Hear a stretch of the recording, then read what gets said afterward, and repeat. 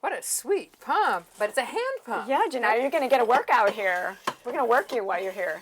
So this is bringing the water. Oh yes, I can feel it. I can feel the pressure. It's siphoned, the water's siphoned from the barrel outside by a simple hose into the pump.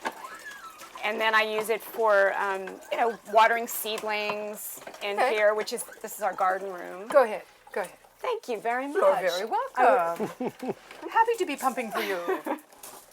I'm going to get you over here every day to do this, Janelle. So it's just great for the seedlings love rainwater. And I have some little native plants here, some corn and some basil for pesto. This is Peak Moment.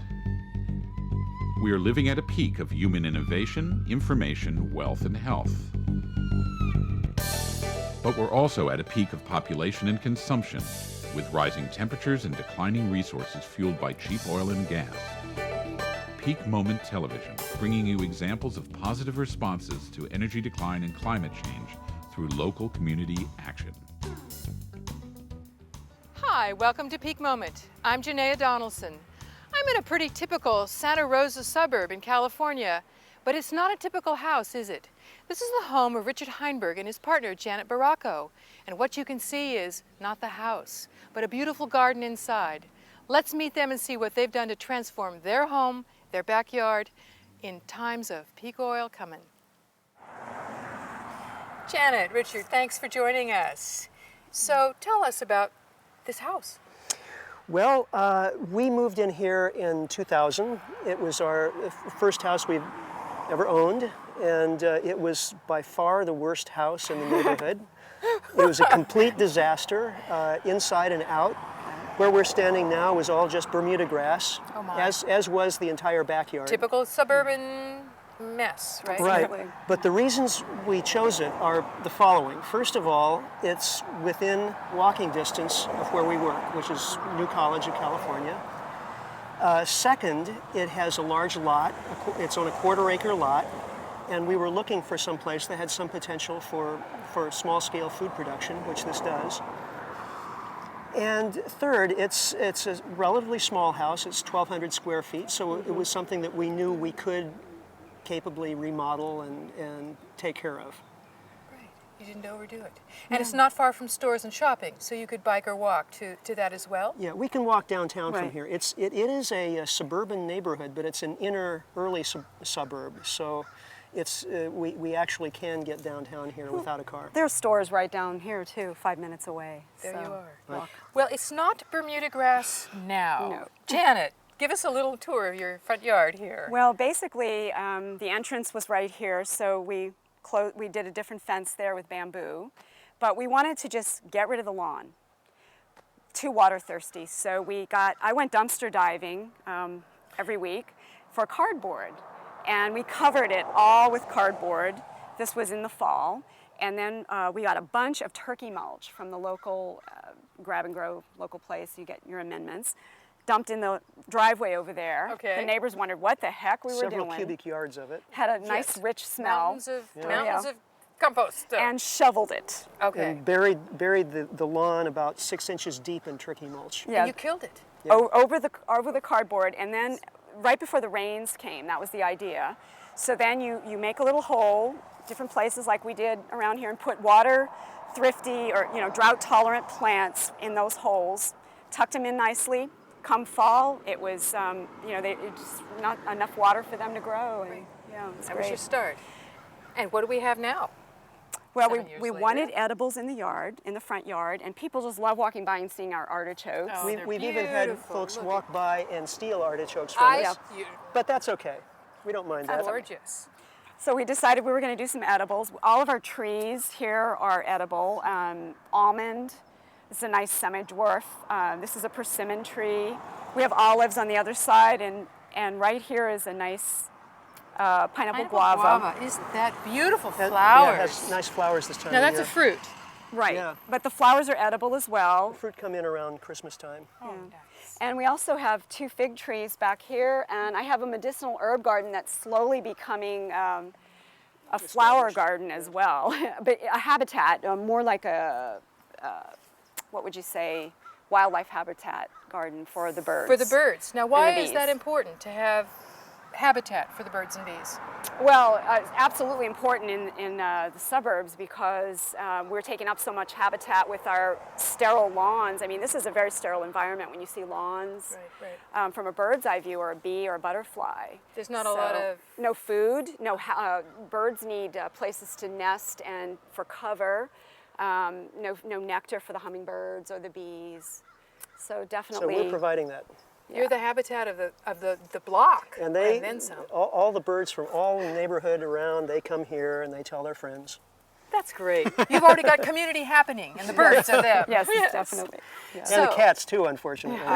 That's right. Cats love our place, I don't know why. Let's take a look. I'd like to see what else is going on behind the house, too. Sure. Okay. Sure. So you want to lead?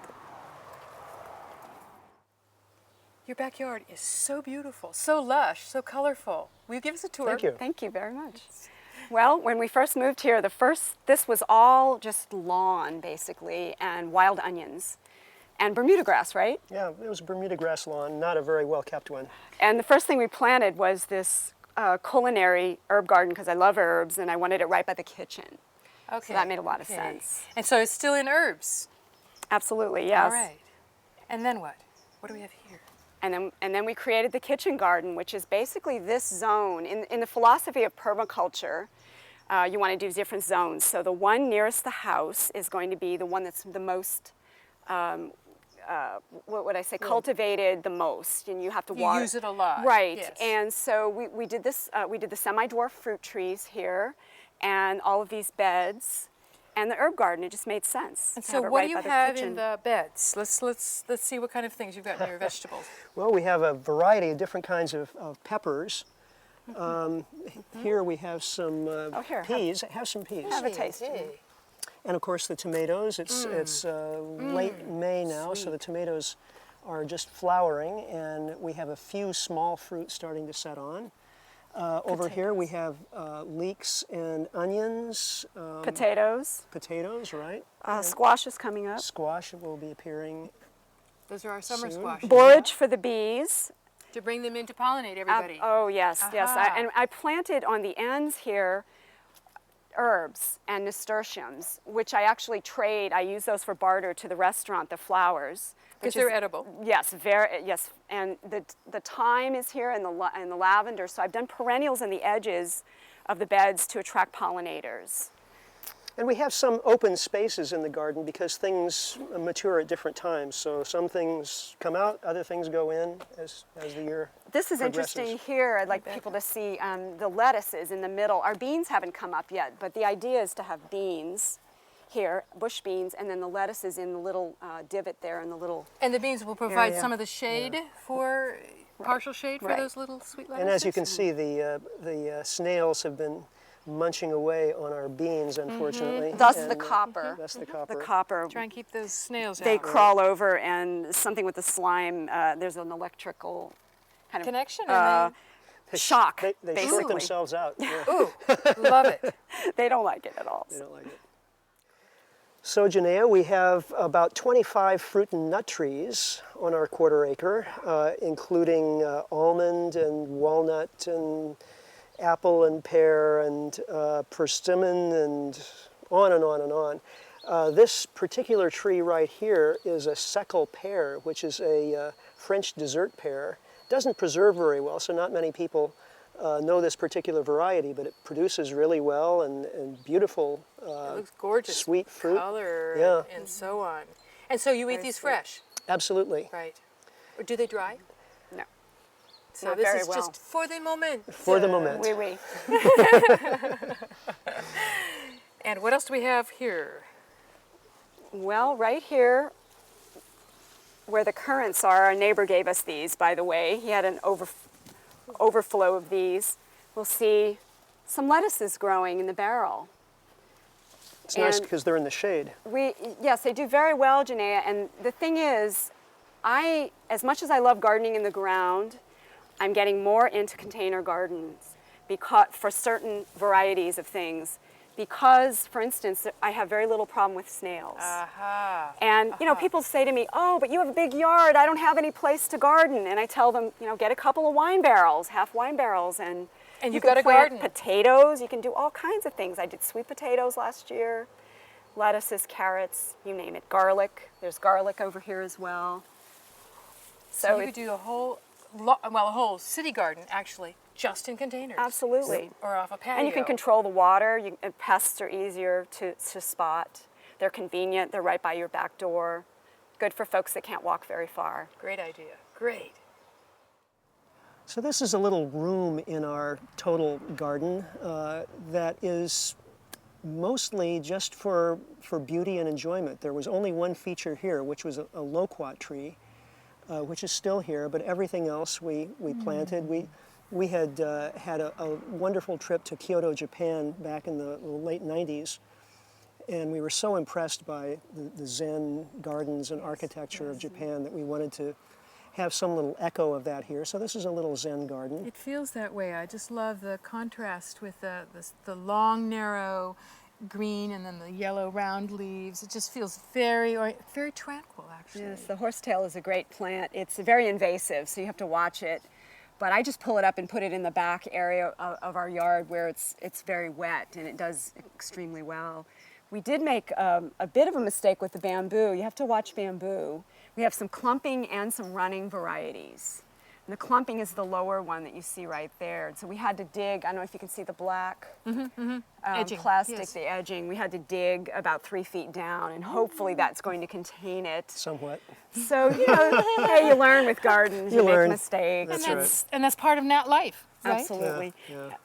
What's on this tree? That doesn't look like fruit to me. Let's go look. Something different.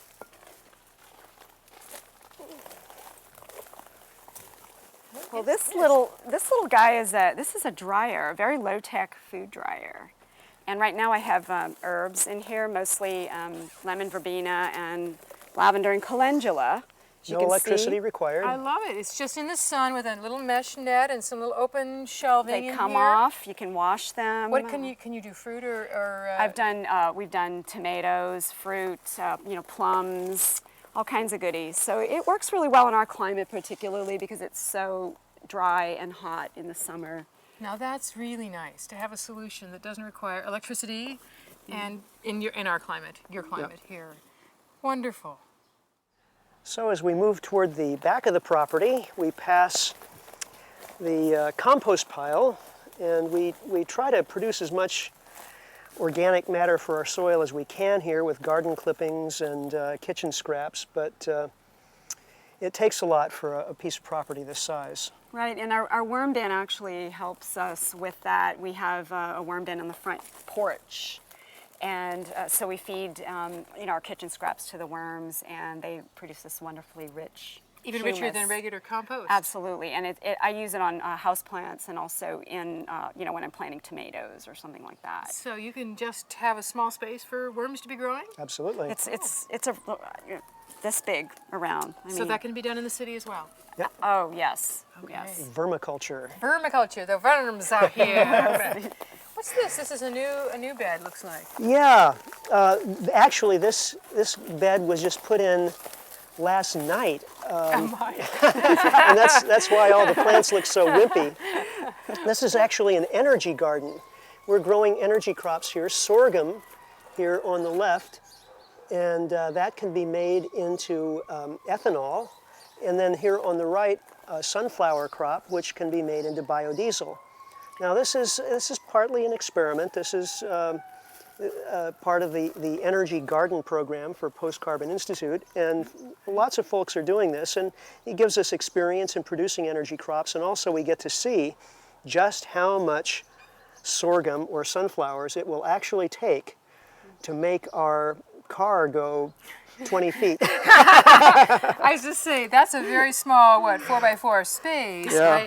I'm not expecting, well, you'll find out what kind of yields you I mean, get. obviously, it would take acres to move our move our cars for any substantial period of time. But we got to start It's somewhere. an important part of the experiment to see about producing our energy biologically just as well as our food for us. Right. Great.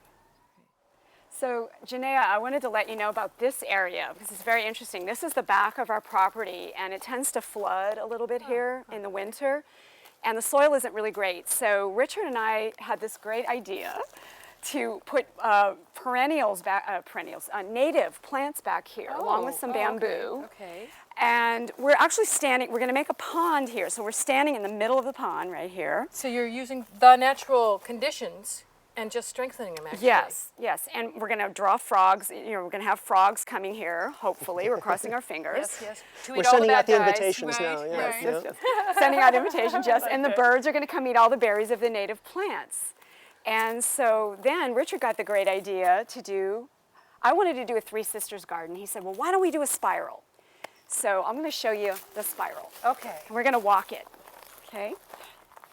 And This is really lovely. They're mounds. You've got a spiral little mound. mounds. Yes, we have Hopi corn here, which is the wonderful different multicolored corn you've probably Yes, seen. yes. Beautiful colors. And it's great for grinding into flour to make cornbread. And so we have the corn, and then let's see if we can find a bean. The beans are sprouting getting up. eaten by the snails, unfortunately. There's some beans. Yeah. All right. So the beans are going to come up and twine around the corn. All right. Oh. And then the squash, which is the third sister, is going to spread out and mulch everything. And the mulch will keep the water in, basically, keep the moisture in the ground. So That's a wonderful way to combine all three of them, but in a spiral. That's magical. yes, and very practical Native American, time-honored way of farming. Well, I hope the beans win out, along with everybody else. I think they will. I'm noticing that all of your downspouts have barrels underneath them. That's right. This is a salvaged barrel, and we catch the water. It's diverted into the barrel, and you know we only have half a dozen of them, so it's not an enormous amount of water. But it's nice rainwater, and what we do for this particular barrel is pump that into our greenhouse so that we can use it on the seedlings. Oh, okay. And the other's intended for irrigation out in, Sure, you know, because yeah. you're just collecting Yeah, rainwater. we use it for whatever. I'll bet you get just a fraction of what you could get yeah, with rain. absolutely. If we had a 20,000 gallon container, we could easily fill it up every year, but this is what we have. Well, this is a good place to start. Yeah. We may all have 20,000 gallon containers in order to water our gardens. I want to see the pump. Okay, let's go take a look. What a sweet pump, but it's a hand pump. Yeah, Janai, you're going to get a workout here. We're going to work you while you're here. So this is bringing the water. Oh yes, I can feel it. I can feel the pressure. It's siphoned, the water's siphoned from the barrel outside by a simple hose into the pump. And then I use it for, watering seedlings in here, this is our garden room. Go ahead. Go ahead. Thank you very much. You're very welcome. I'm happy to be pumping for you. I'm going to get you over here every day to do this, Janea. So it's just great for the seedlings love rainwater. And I have some little native plants here, some corn and some basil for pesto. This is a very interesting room, the whole room. You've got glass panels on all sides. It's facing your hot side. Well, the original idea with this garden room was to build a kind of solar greenhouse on the south side of our house. And it partly worked and partly didn't work because we wanted it to accomplish two different functions. We wanted it to be a garden room where we could grow seedlings and so on, and we also wanted it to be a solar greenhouse that would actually produce heat for the house. So we have vents that go into the house. So on a hot day, So on a hot day, we open the lower and upper vents, and the cold air from the house comes in at the bottom, and then the hot air from the greenhouse goes into the house and helps heat the house. Well, the problem is we didn't want the greenhouse to heat up too much because it would kill all the little plants. right.